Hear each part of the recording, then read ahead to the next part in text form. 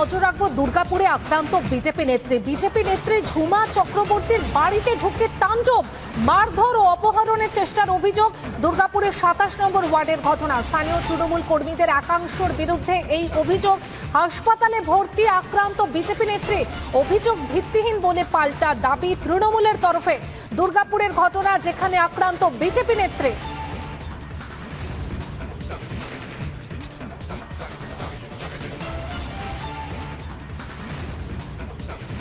3-4 জন ছেলে বাইরের মধ্যে।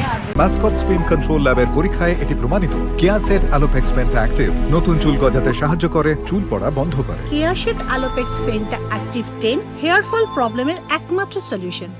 ওদের মেয়ে ছেলে মানে টিএমসি মেয়ে, ওদেরকে ঘরের মধ্যে ঢুকিয়ে দিয়েছে। আমার গেটটা আসলে ঠেসানোই ছিল, লক করা ছিল না। আসলে মেয়ে স্কুলে গেছিলো আর আমার হাজবেন্ডও কাজের সাথে বাইরে ওখানে গেছিলো কাজে। মারধর করেছে? হ্যাঁ, দিয়েছে। মেয়ে দুটোকে ঢুকিয়ে দিয়েছে, ওরা বাইরে আছে। মেয়ে দুটো ঢুকে আমাকে মানে জামা ছিঁড়ে, তারপর আমাকে রডে করে করে দুটো মেয়ে মিলে মারে। একজন আমাকে পিছন। এটা কি পার্টি করে? হ্যাঁ, এটা টিএমসি করে। কি রাগ কেন আপনার উপর? রাগ একটাই, আমি যেহেতু বিজেপি করি, আমি এখানে আগে শক্তি কেন্দ্রের প্রাক্তন মানে ইনচার্জ ছিলাম শক্তি কেন্দ্রে। তারপরে এখন আমি কার্যকর। আসলে আমি এবং আমার স্ত্রী আমরা দীর্ঘদিনের বিজেপি কর্মী। গতকাল আনুমানিক 11:30 সময় আমার স্ত্রী বাড়িতে একা ছিল। সেই সময়ে 4টি তৃণমূল কর্মী, পুরুষ কর্মী এবং 2 জন মহিলা কর্মী আসে। তখন গেটটা খোলা ছিল, ঘরে রান্না বান্না করছিল, এগুলো সব ব্যবস্থা করছিল। অতর্কিতে এসে আমার স্ত্রীর উপরে হামলা করে। বাড়ি তো ভাঙচুর করছে, আলমারি থেকে লুট করেছে। আলমারির চাবিগুলো যখন উল্টো হয়ে গেছে, সেখান থেকে টাকা বের করা, সোনা বের করার চেষ্টা করেছে। এবং আমার স্ত্রীর গলায় একটা 13.5 গ্রামের সোনা ছিল, যে সোনাটা আমি বিয়েতে উপহার দিয়েছিলাম, সেই সোনাটা পর্যন্ত ওরা নিয়ে চলে গেছে। পুলিশকে জানিয়েছি, পুলিশকে একটা অভিযোগপত্র দিয়েছি। তবে যেটুকু আজকে দেখুন, এরা এত ভাঙচুর করেছে, এত কিছু করেছে, তারপরে ওরা আজকে এদের এখানে সমস্ত দোকানপাট সব খুলে রেখেছে। যারা এসেছিল তাদের সব এখানে দোকান আছে। ওরা বলছে যে আমাদের কোনো অসুবিধা নেই, এফআইআর যদি লঞ্চ হয়েও থাকে আমাদের এমন হালকা ধারা দেওয়া হবে, আমরা যাব, সঙ্গে সঙ্গে আমরা বেল পেয়ে যাবো। এই মুহূর্তে আমরা কথা বলবো আমাদের প্রতিনিধি রমেন মজুমদারের সঙ্গে। রমেন, বিজেপি নেত্রীর বাড়িতে ঢুকে হামলা, মারধর, যাদের বিরুদ্ধে অভিযোগ, পুলিশ কি কোনো পদক্ষেপ নিয়েছে এখনো পর্যন্ত? দেখো, এখনো পর্যন্ত কোনো গ্রেপ্তারের খবর নেই। এবং এই ঝুমা চক্রবর্তী হচ্ছে দুর্গাপুরের 27 নম্বর ওয়ার্ডের, তিনি বিজেপির বুথ সভাপতি। এবং তার যেটা অভিযোগ, যে তাকে দীর্ঘদিন ধরে তৃণমূলে যোগ দেওয়ার জন্য চাপ দেওয়া হচ্ছিল, এবং সেই তিনি তাকে সাড়া না দেওয়ার জন্য তার উপর আক্রমণ হয় এবং তার বাড়িতে ঢুকে হামলা চালানো হয় এবং তাকে মারধর করা হয়। তিনি এখন বর্তমানে দুর্গাপুর মহকুমা হাসপাতালে চিকিৎসাধীন। এবং দুর্গাপুরে যে নিউ টাউনশিপ থানার যে বিধাননগর ফাঁড়ি, সেখানে তিনি অভিযোগ জানিয়েছেন বেশ কয়েকজনের নামে। তবে এখনো অপরাধীরা ধরা পড়েনি, তারা প্রকাশ্যেই ঘুরে বেড়াচ্ছে। এবং তিনি ঝুমা দেবী যেটা জানিয়েছেন যে তিনি আতঙ্কে আছেন, আবার হয়তো বাড়ি ফিরে গেলে হাসপাতাল থেকে আবার হয়তো তার উপর আক্রমণ নেমে আসতে পারে। রমেন, ঠিক কি কারণে আক্রমণ করা হলো? শুধুমাত্র বিজেপি করেন এই অপরাধী কি আক্রমণ? দেখো, অনেকদিন ধরেই নাকি তাকে চাপ দেওয়া হচ্ছিল এবং তিনি যেটা অভিযোগ করেছেন, এবং সেই চাপের কাছে তিনি মাথা নত করেননি, যার ফলে আক্রমণ নেমে আসেন।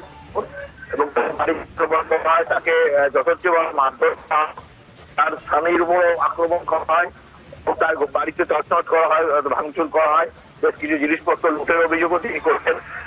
তবে এই ব্যাপারে এখনো পর্যন্ত পুলিশের সেরকম কোনো পদক্ষেপ এখনো পুলিশ নেয়নি।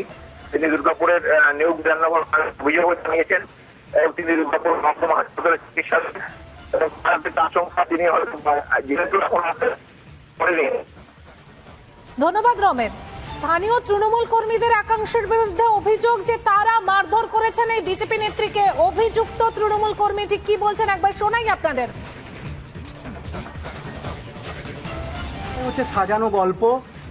আসল কথা হচ্ছে, আমার এখানে মুদিখানার দোকান, প্রায় 8 বছরের থেকে আমরা চাইছি পয়সা। আমাদের দোকান থেকে মুদিখানার মাল নিয়েছে। আমাদের অপরাধ, আমাদের ঘরে আমার মিসেস আর একজন আমার দাদার মিসেস পয়সা চাইতে গেছিল। সেখানে ব্যাপকভাবে আমি তো অবাক লাগছে যে আমরা যে তুমি মাল খেয়েছো, দুটো পয়সা দেবে, সেটাই আমাদের অন্যায়। যে আমরা টাকাটা চাইতে গেছে দীর্ঘ, এটা কিন্তু কন্টিনিউ চলছে। ফোনে বিভিন্ন ধরনের হুমকি যে দেবো না, এই করে দেবো, এই করে দেবো, উদ্ময় ধরে ওখানে মারে, উল্টে ব্লেম আমাদের ওপর দিয়ে দেয় যে আমরা মারধর করতে গেছি। এটা কোনো রাজনৈতিক বিষয় নয়, এটা পাড়ার একটা বন্ধুদের বন্ধু বান্ধবদের বিষয়। ও ইচ্ছা করে রাজনৈতিকটা ঢোকাচ্ছে যাতে বিজেপির কাছ থেকে একটা সমর্থন পায়। আপনাদের পায়ের তলায় মাটি নাই মিথ্যা কথা বলে বলে মোদী সরকারটা কেন্দ্রে চালাচ্ছেন। বাংলার মা মমতা বন্দ্যোপাধ্যায় যেভাবে উন্নয়নের পাশে দাঁড়িয়ে থেকে বন্যার ত্রাণে তিনি সবারই পাড়ায় পাড়ায় ঘুরে বেড়াচ্ছেন, আর আপনারা বড় বড় বলিয়া আছেন, এসব মানায় না। যাই কিছু হোক সবই তৃণমূলের ঘাড়ে চাপান। আপনাদের আর পায়ের তলায় মাটি নেই, আপনারা বিদায় ঘন্টা বাজবে।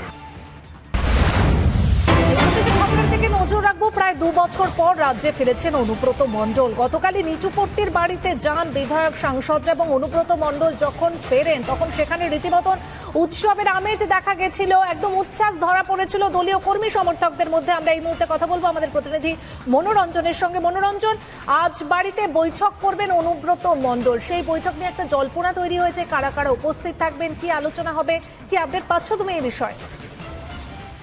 দেখো পাইল, তোমায় বলে রাখি যে অনুব্রত মণ্ডল গতকাল এসেছেন বোলপুরে তার নিচুপট্টির বাড়িতে, এবং তারপরই কিন্তু তার সাথে দলের নেতারা, যারা জেলার শীর্ষ নেতা, তারা দেখা করতে এসেছিলেন। কারামন্ত্রী চন্দ্রনাথ সিনহা, বিকাশ রায়চৌধুরী যিনি তৃণমূল কংগ্রেসের কোর কমিটির আহ্বায়ক, কিন্তু তাদের সাথে দেখা করেননি অনুব্রত মণ্ডল। ফলে একটা জল্পনা তৈরি হয়েছিল, কিন্তু পরবর্তীতে জানা যাচ্ছে যে আজ